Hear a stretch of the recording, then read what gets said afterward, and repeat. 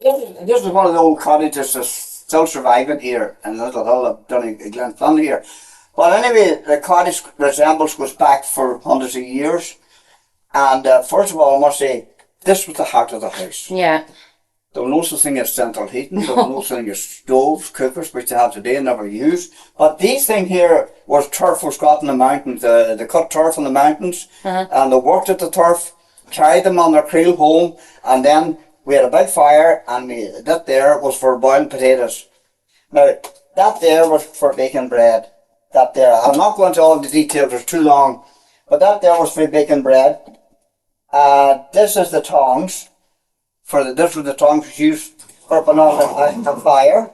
And this is that's the kettle.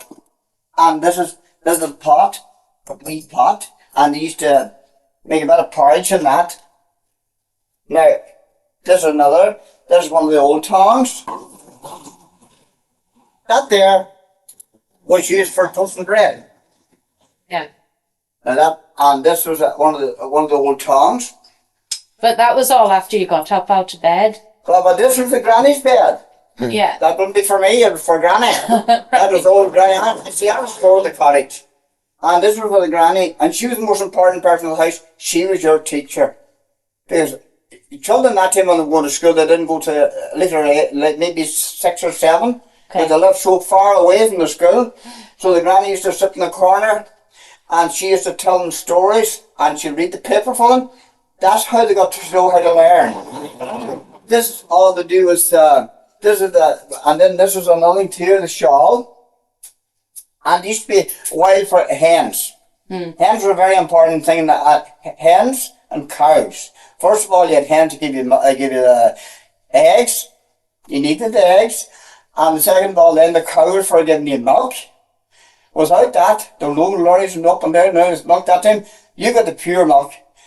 And the most important milk that you got that time from the cow was a cow that was in the mountains and the heather. Heather was lovely for her milk because it was very strong milk. And then you got, when the cow had calf, then you had another wee calf. And then they used to do with the milk for after the cow's calf. You got beastings. And I remember when I was little and I'd be home on holiday in Granny's, up in the upper kitchen, they would have the big metal you lined it with paper to put the milk through in case there was any hairs or anything through the milk. Yeah. And then she would take strain it. And everything would have to be scalded, as they said. Yeah. And then they put it into it wasn't the big wooden churn, it was a glass one that could sit on your knee. And I remember sitting in, and it was when they still did raking, so at night there'd be a lot of visitors and the glass jug would be passed to you would do your bit and then the next one until they would get the butter. So but did you know that one word was very common in that time when you mentioned raking? Garnel. Yeah, garnel is Irish for raking. Oh, is it? Very important thing that was used to. I used to love that. An old man used to come in called Richie, and he would tell ghost stories, and to me and you were not able to go to bed with fright? No, I loved it because other people would come in and they would all be talking. I learned later, I don't speak Irish, but Dersha, she said, and there was an awful lot of Dersha thrown around, so it must have been a lot of gossip. But when Richie would come in, it was straight down to ghost stories, and I loved that. But did you know that the ghost stories had to be stopped? You know why? There were people coming to rake and they were afraid to go home. They were afraid to meet these boys. They were known as bloodsuckers. Well, now, there's the old churn. Oh, yeah. That's the old churn. And this is all the stuff they had long ago. Plain and simple. And the bowl. The bowl. The bowl. And that there was for tea or soup. The smaller ones too for tea, remember? Yeah. That's like the French use bowls to take their tea. Well, I remember when there was an old lady. And she used to go on the post. I was spoiled, but I loved them people. I still remember them. Yeah. And I was going to these mountains and going to the house, and she was sitting up in the corner, over 90, and she had a lovely big fire on, and what was beside the fire? A black teapot. Oh, lovely. And she'd turn around, and it wasn't like nowadays, they would give you nothing. You could stand on the tea? Yes, but what they done, they took down the wee box, like a tea box like that, and they done that with it. Put into the teapot, didn't measure it. No. And I made the tea and poured in the tea in there, and then they got the mug and a wee bit of sugar. And then the next thing, I started to take the tea. I was at it. I worked on Orleans 50 years ago. And I started to take the tea, but I noticed there was a track that come around like that, around the top. And it's the track of the tea. No, and I said to her, Russia, God, I said, this is very strong. And that's lovely. I had it praised, but I was very strong. And my, my mother, she was nearly 100 when she died. Her mother, and she was 93. She says, always, she said, my mother always says it was good for the heart. Tea. It's tea. You're right. That the tea is that out, how do you get now? Out bags, no good. Terrible. You still get push tea. But all this to do was, and everything was going that way. And the winter time, maybe I'm talking too quick. And the winter time, when they're making, they used to put maybe a chicken and get soup. What they used to do was to use that in the winter time when it's cold weather, when the winter, seeing that the winter starting running, they used to use that there for soup. That's what they got about 11 o'clock in the daytime, soup, a bowl of soup, to heat them because they were always outside. Yeah. And I'll tell you one thing, no were the doctors, they were always healthy and they were always happy and they were always warm because, and they were fit. Yeah. They were very, very fit people. Yeah. Jesus, I can't hardly walk out of your way now. So this is the thirst bed.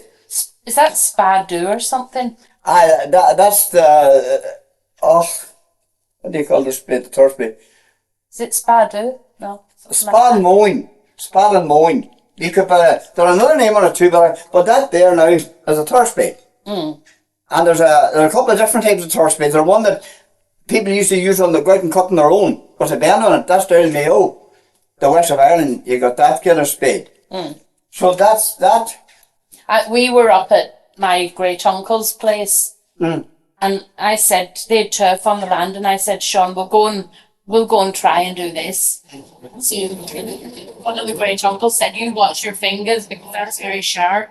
So I wasn't there for 5 minutes before he nearly took my finger clean off with it. And apart from that, our fingers, it was a scorching hot day, but your fingers are freezing down in the bog. It's so cold. But the worst time when we were cutting turf long ago was the midges. Yeah. When you start under turf. Now that there, that's a pan for the beds on go. You put coal into that and put it into the beds. And there's different things here, and that's the cuckoo clock. And that used to be the weighing bridge. That's right. I've so many stuff. And the proper kitchen chair. Yeah, the old chair. I have too much stuff on here anyway. And the bone shaker. And that's the old bicycle. I went to a couple of times to doing well on that bicycle. How far is it to Dunwell from here? And you go to over Glenswilly, you go there out the Lachs, and you go down and you turn down it before you get, you know the road comes up from Dunlow and Funtown, up that road there. You know the road comes out of McFadden's. The road that comes from Dunlow onto Pintown. Aye, comes on out to Glenswilly. Oh, you went the back road. Yeah. Over Doohery. Aye, that's that right. way over the back. So then I went down then past that and I'll come out at I'll come down at the Rock. That must be 10 miles. I didn't care. I want to do it because doing well along with people. It's a 20-mile round trip. I went round then and I went down past that graveyard. I went all in then till I went into what do you call it?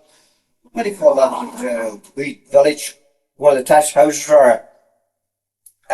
No, that's no, it's Kilmacrennan. Yeah. So then there's thatched houses down there. Went on down there, turn left, got into doing well. Well, that made my day. I was so happy on the way back because that was a very traditional thing long ago. People going to doing well. Yeah. Before they start the harvest. Yeah. So this old clocks, bicycle, the scythe, and there's all the harness for the donkeys and horses, the spinning wheel, and this was the usual bits and pieces. Storm lamp. And that's and Laurel and Hardy, of course. Oh, you couldn't leave those that. Irish gentlemen. Aye, that's right. They were two characters there. So then, this up here, that was for children long ago. It was bigger then. Yeah. That's where children used to go up to their beds. These are a low ladder up here. And children would... would they go in that wee small... Oh, well, no, it was bigger than that. It was lower. And then they used to that's where the children go to bed at night. You mightn't believe, but you can go back and see these old houses and you still see them. But sure, that's just like a camper van, really. Yes. You know, it's And that'd be the same idea. that'd be lower down than that. So that's where they used to, children go up there. That's where they slept at night. And we went on the gable. And it'd be nice and warm as well. Do you know this? Hey, children were great people. I seen it when I went out all the years ago. Do you know what I liked about people? They were so nice to you and friendly.